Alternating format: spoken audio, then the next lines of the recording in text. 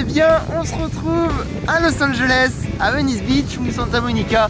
Enfin bref, on est sur la plage, en Californie, et on a atteint le psychopathe, aucun nuage, petit mood de ouf. Ah, ça fait plaisir. Bon, en termes d'espace-temps, on est un petit peu perdu entre l'Islande, entre Tahiti, entre les États-Unis, la vidéo moto, le projet pompier, etc. Mais ça fait déjà depuis une semaine que j'ai pas sorti de vidéo et je me suis dit qu'il fallait quand même que je vous sorte quelque chose ce dimanche. Donc me voici, me voilà, je viens de faire 20 mètres, je vais exploser. Bon, on se retrouve dans ce quartier qui me tient particulièrement à cœur pour vous parler un petit peu de photos. Alors juste avant de commencer, pour que je vous dise que j'ai un peu les boules. Bon, on est venu avec un Jeep Wrangler, pas de Tahiti ni de France, hein, on l'a loué. Mais en fait on s'est garé devant chez nous tranquille et qu'est-ce qu'on voit tout à l'heure? Une prune de 65 $. C'est quoi ça, Charles? Je sais pas, mais c'est pas bon. Oh putain, ça pue ça. Ça pue du cul, j'aime pas ta gueule là. Il y a un prix. Quoi? Arrête. Et ben ça fait moins 64 $ pour le couple Fabrochi. Non. Alors, revenons-en au sujet de cette vidéo. Je reçois tout le temps les mêmes messages sur Instagram. Julien, est-ce que tu peux nous donner des astuces photos, des conseils? La. Oui, ok, on va faire ça aujourd'hui et dans un mood très stylé. Alors, l'objectif de la vidéo, c'est pas vous apprendre la photo, hein. Je vais pas revenir sur la théorie ou sur des éléments techniques, mais je vais vous partager un petit peu ma vision des choses et qu'est-ce que j'utilise et qu'est-ce que vous devez utiliser en voyage pour essayer de vous différencier de toutes les photos de touristes qu'on voit, puisque vous prenez n'importe quel spot, n'importe quelle ville, il y a déjà des wagons et des wagons de touristes qui ont pris 100 fois la même photo. Donc l'objectif, ça va être de se démarquer, vous faire plaisir et surtout que vous ayez des photos stylées. On commence par le premier conseil, préparer son shooting.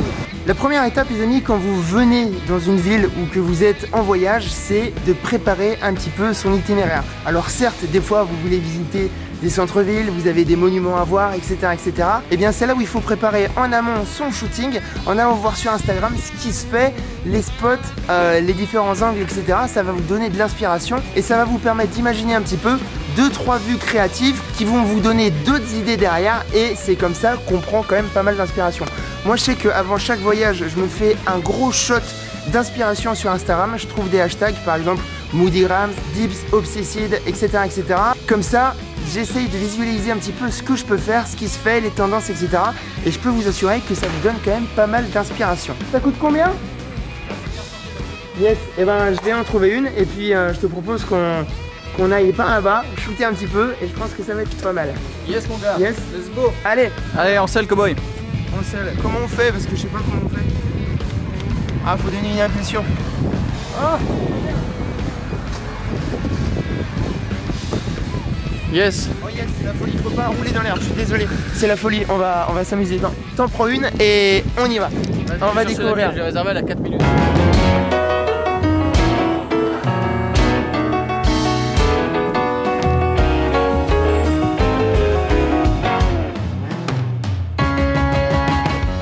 Deuxième conseil, c'est de vous perdre. Alors, quand vous serez en voyage, vous serez obligatoirement face à des attractions touristiques. Donc, c'est là où il faudra être un peu malin. Certes, il faudra shooter, essayer d'avoir les photos que tout le monde a. Ça sera bien pour votre carnet de vacances. Cependant, ce que je vous conseille, c'est... Ah, c'est dur de vlogger à une main. Ce que je vous conseille, c'est de vous perdre. Donc, soit prenez une trottinette électrique, marchez, courez, je sais pas. Mais le plus important, c'est de vous perdre, de ne pas savoir où vous allez. Et c'est là où vous allez choper le plus de photos stylées parce que vous allez tomber sur des trucs incroyables que personne n'a déjà vu. Les meilleurs souvenirs, les meilleurs spots se trouvent en se perdant, mais complètement. Ah, c'est-à-dire que, alors. oui, si tu vois une belle route, bien pavée, tout ça, bah tu prends le vieux chemin de terre à droite. Et en général, tu arrives dans des trucs où il n'y a pas grand monde, où il y a zéro touriste et où personne, limite, aucun touriste n'est jamais vu. Et c'est là où au moins tu peux te démarquer. Certes, il y a des trucs très stylés dans les trucs touristiques, on va pas se mentir, mais en attendant, tu peux trouver des trucs, des pépites. Trottinette posée, il est désormais temps de bouger. On a fait le coucher de soleil ici hier. Déjà, ça a cassé des petits culs. Maintenant, on va essayer de prendre de la hauteur. On va du côté de Griffith Observatory et on va essayer de se faire une rando pour prendre de la hauteur et avoir une vue qui surplombe la ville, l'observatoire et avoir le coucher de soleil. Je pense que ça va être pas mal. Et on va continuer nos petits points là-bas. C'est parti. Vous voyez, si l'échec avait un faciès, bah ce serait celui-ci, 1h33 pour faire 25 miles. Et pour aller à Griffiths. Donc pour résumer notre journée de merde quand même, on a commencé par travailler toute la matinée, tout le début d'après-midi, on a mangé un repas, c'était bon. C'était bon. Ensuite on a pris une amende de 60 $, on a payé 10 balles de trottinette pour aller à 2 à l'heure et être bloqué et pas pour aller partout. On n'a pas réussi à les reverrouiller correctement. Et là on loupe le coucher de soleil. On va pas le louper, ça va être cool, mais on loupe la rando. Yes, bah c'est vraiment une belle journée hein. Ça tombe bien qu'on ait au moins 12 jours ici. Ah non, non, non, putain on a que 3 jours. Enfin demain matin.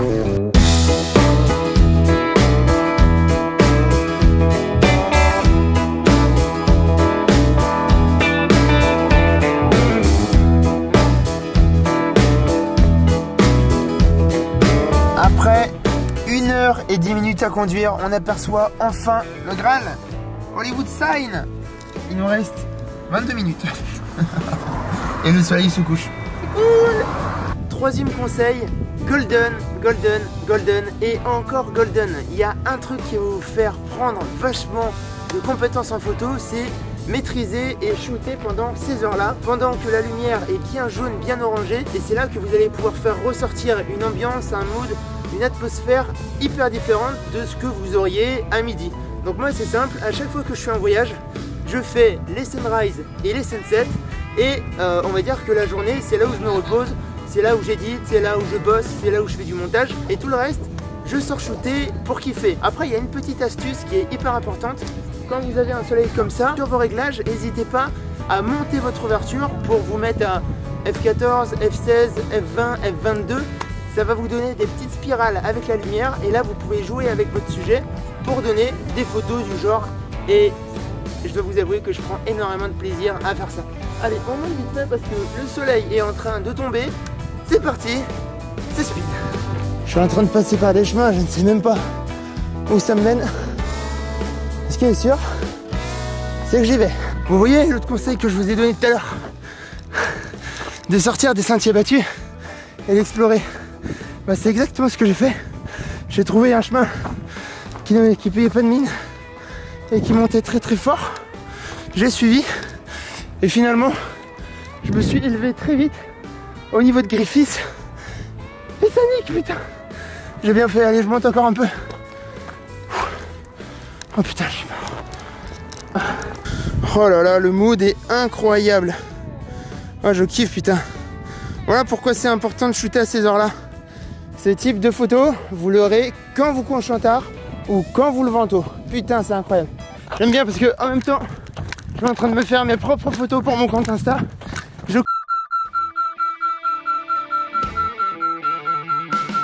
Je sais pas si ça filmait, je suis totalement à l'arrache. En tout cas, ce que je peux vous dire, c'est que j'ai couru avec les 3 boîtiers, avec le GH5, avec l'argentique, il faut que je vous en parle.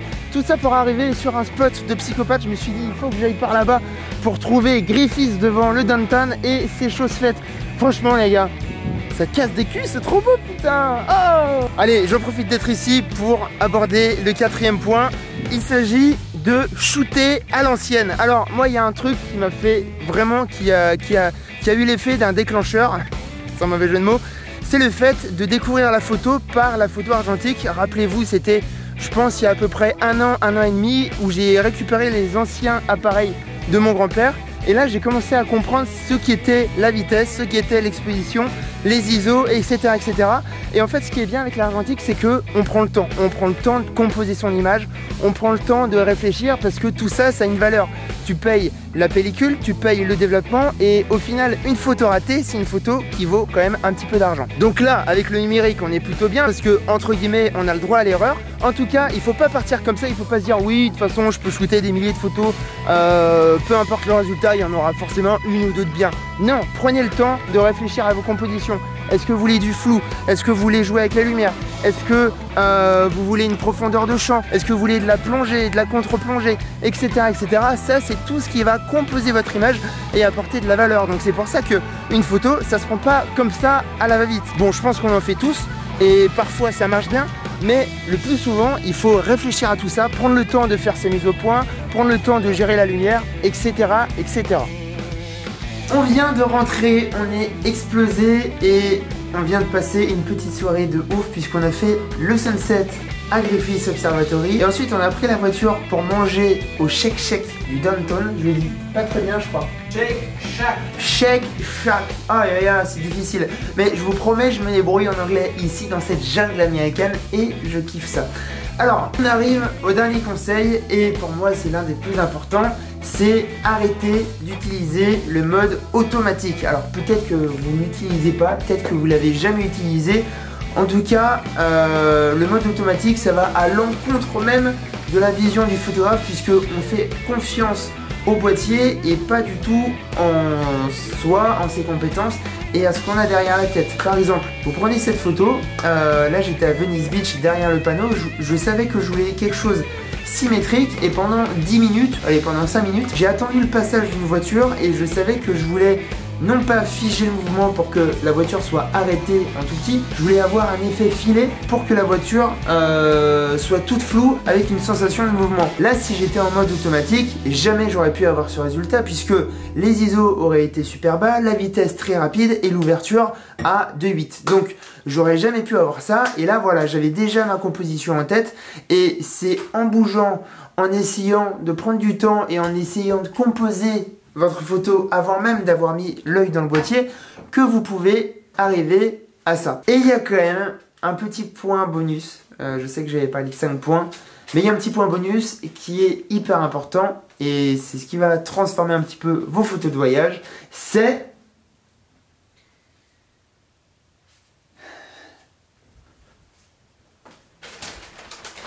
ce que je fais tout le temps sur un téléphone. Lightroom mobile. La retouche. Alors oui, la retouche c'est quelque chose de hyper important et c'est ce qui va transformer une photo dégueulasse en photo hyper stylée ou qui va transformer une photo hyper stylée en une photo incroyablement instagrammable. Alors je pense que je fais partie d'une petite proportion de gens qui n'utilisent que Lightroom sur mobile. Alors certes, j'utilise de temps en temps sur l'ordi quand j'ai pas de connexion ou autre, mais je trouve qu'on a une vraie expérience utilisateur sur le téléphone. On peut jouer avec le sélectif, avec les doigts, etc. et je trouve que c'est la folie. Moi, il y a un truc que je touche à chaque fois sur Lightroom. Je sais pas, on va prendre une photo que je vais pas retoucher encore. Par exemple celle-là, il y a un truc que j'utilise tout le temps, c'est dans les couleurs, le mélange, et là je peux retaper toutes les couleurs que je veux. Par exemple le jaune, je vais le faire passer en orange, je vais ajouter un peu de contraste par exemple. Le bleu, au niveau de l'eau et des nuages, je vais le mettre un petit peu plus bleu, je vais désaturer un petit peu, je vais mettre plus de lumière. Pareil là on va virer un petit peu les hautes lumières pour que ça sorte un peu plus. Yes. Et voilà, donc ça c'est vraiment mon effet préféré. Je vais pas revenir totalement sur Lightroom, je pense que je ferai une grosse vidéo dessus. Et d'ailleurs j'en ai déjà fait, donc il faudra que je fasse une vidéo pour aller encore plus profond dans ce que j'avais avancé. Mais voilà, tout ça pour vous dire que si vous n'êtes pas content de vos photos de voyage et que vous les avez pas retouchées, vous avez un gap énorme à franchir en utilisant la retouche. Alors Lightroom c'est gratuit dans sa fonction, dans ses fonctions de base. C'est payant si vous voulez aller un peu plus loin. Après il y a d'autres applis qui font bien taf comme Snapseed. Il y a quoi? Il y a Je suis full Snapseed. Il y a VSCO, etc. Mais moi j'ai aucun, j'ai aucune, ça me plaît pas. Bref, les amis, j'espère que cette vidéo vous a plu. Comme je vous l'ai dit en début de vidéo, on est un petit peu perdu dans l'espace-temps en ce moment puisque j'ai pas encore sorti l'Islande, j'ai pas encore sorti Tahiti, là où on était la semaine dernière. On est aux US, on a une vidéo des US qui part. On est à Istanbul là. Ah merde, on est à Istanbul. Donc, les prochaines vidéos, normalement, ça sera les vidéos d'Islande. Ensuite, il y aura les vidéos de Tahiti. Ensuite, il y aura sûrement la vidéo moto et la vidéo pompier. Et ensuite, il y aura Los Angeles. Et autant vous dire qu'on a fait des petits trucs de ouf puisque on a roulé dans le désert sans trop savoir où on allait. Bref, on a beaucoup de choses à vous partager. D'ici là, je vous laisse aller checker la petite vidéo de Charles. Sur quoi t'as fait une vidéo toi? Comment je gagne ma vie en général et comment je finance mes voyages. Et un petit peu ce qui se passe derrière, l'influence, tout ça. Voilà, très intéressant, je vous laisse aller checker sa chaîne. Sinon, je vous laisse mettre un joli pouce bleu si ça vous a plu. Écrivez-moi tous les commentaires que vous souhaitez pour échanger et dites-moi un petit peu quelles sont vos astuces photos, vidéos pendant les voyages. C'est toujours bien d'avoir votre feedback dessus. Quant à nous, on se retrouve dimanche prochain. Je pense que ça va être très speed puisque là, je suis pas encore en jet lag, mais à partir de lundi, ça va être très compliqué. Bref, les amis, bonne journée, à très vite. Bisous, bisous. Maruru. Et il tape PFR. Ah, on t'a dit ensemble.